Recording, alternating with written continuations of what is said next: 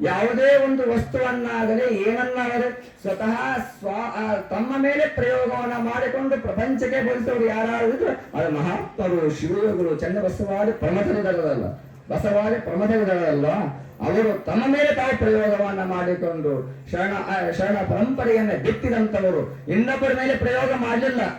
ನಿಮ್ಗೆ ಗೊತ್ತವ, ಒಂದು ಔಷಧವನ್ನು ಗುರುತಿಸಬೇಕಾದರೆ ಎಷ್ಟು ಜನರ ಮೇಲೆ ಮೊದಲು ಒಂದು ಇರುವೆಯ ಮೇಲೂ, ಇಲಿಯ ಮೇಲೂ, ಪ್ರಾಣಿಯ ಮೇಲೂ ಪ್ರಯೋಗ ಮಾಡ್ತಾರೆ. ನಂತರ ಅವರು ಮನುಷ್ಯರನ್ನ ಆಯ್ಕೆ ಮಾಡಿಕೊಡ್ತಾರೆ. ಅವರು ಸ್ವಇಚ್ಛೆಯಿಂದ ಪತ್ರ ಬರೆದು ಕೊಡ್ಬೇಕು ಒಂದು ಔಷಧವನ್ನು ಗುರುತಿಸಬೇಕಾದರೆ. ಆದ್ರೆ ಅವೆಲ್ಲವೂ ಪ್ರಯೋಗದ ಮುಖಾಂತರ ತಯಾರಾಗುವಂಥದ್ದು. ಆದ್ರೆ ಇಲ್ಲಿ ಪ್ರಯೋಗಗಳಿಲ್ಲ, ಇಲ್ಲಿ ಯಾವುದೇ ಪ್ರಯೋಗ ಇಲ್ಲ. ಗುರುಗಳ ಆಜ್ಞೆ ಇರ್ತದೆ, ಗುರುಗಳ ಉಪದೇಶ ಇರ್ತದೆ. ಆ ಉಪದೇಶಗಳ ಸ್ವಂತ ತನ್ನ ಪ್ರಾಣದ ಮೇಲೆ ಕೊಟ್ಟು ತಮ್ಮ ಜೀವವನ್ನ ಮುಡುಪಾಗಿಟ್ಟುಕೊಂಡು ಸಾಧನೆ ಮಾಡಿದಂಥವ್ರು ಯಾರು ಭಾರತೀಯ ಋಷಿಗಳು ಅನ್ನುವಂಥದ್ದು ಯಾವುದು ಬರೆಯಬೇಡಿ. ಕೇವಲ ಯಾವುದೇ ಒಂದು ಧರ್ಮ, ಜಾತಿ, ಮತ, ಪಂಥಕ್ಕೆ ಮೀಸಲಾಗಲ್ಲ. ಸಾಕಷ್ಟು ಜನ ಇವತ್ತಿಗೂ ಕೂಡ ಉತ್ತರ ಭಾರತದಲ್ಲಿ ಇದ್ದಾರೆ.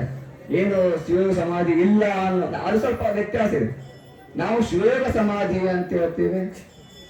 ಯೋಗದಲ್ಲಿ ಯಾಕಂದ್ರೆ ಯೋಗದಲ್ಲಿ ನಾನಾ ಸ್ವಲ್ಪ ಬೇರೆ ಇದೆ, ಭಿನ್ನತೆ ಇದೆ, ಸಾಧನೆಯಲ್ಲಿ ಭಿನ್ನತೆ ಇದೆ ಅಲ್ವಾ. ಈಗ ಒಂದು ಮನೆಯಲ್ಲಿ 4 ಜನ ಇದ್ರು, 4 ಜನರು ಒಂದೇ ಕುಟುಂಬಕ್ಕೆ ಸೇರಿದವರಾಗಿದ್ರೂ ಕೂಡ ಕೆಲವು ಸಂದರ್ಭ ಭಿನ್ನತೆ ಉಂಟಲ್ವಾ. ಒಂದೇ ಮನೆಯಲ್ಲಿ ಇರ್ತೀವಿ, ಒಂದೇ ತಂದೆ ತಾಯಿಯ ಮಕ್ಕಳಾಗಿದ್ದರೂ ಕೂಡ 4 ಜನ ಸಮಾನವಾಗಿ ಸಾಧ್ಯ ಉಂಟು.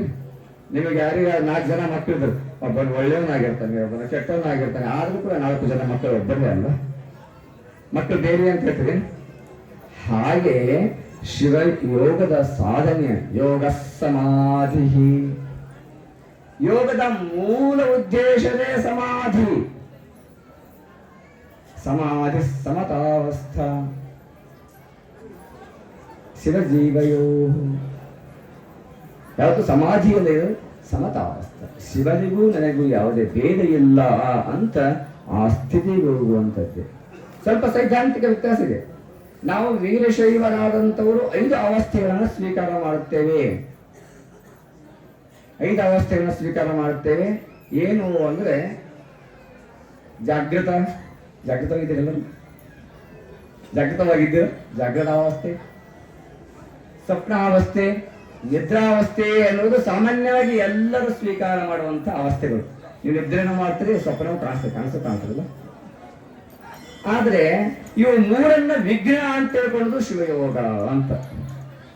ಈ 3 ಅವಸ್ಥೆಗಳು ಸಾಧನೆಗೆ ತೊಡಕನ್ನು ಉಂಟು ಮಾಡುತ್ತದೆ ಎನ್ನುವಂಥದ್ದು. ಈ 3 ಅವಸ್ಥೆಗಳನ್ನ ಮೀರಿ ಹೋಗುವಂತ ಅವಸ್ಥೆಗಳು 2 ತುರಿಯ ಮತ್ತು ತುರಿಯಾತೀತ ಅಂತ ಇರ್ತದೆ. ತುರಿಯ ಸಾಕಾಯ್ತ?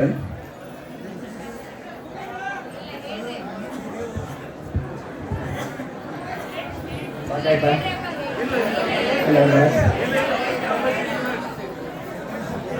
ಮಾತಾಡುವ ಸಂಖ್ಯೆ ಜಾಸ್ತಿ ಇದೆ. ತುರಿಯ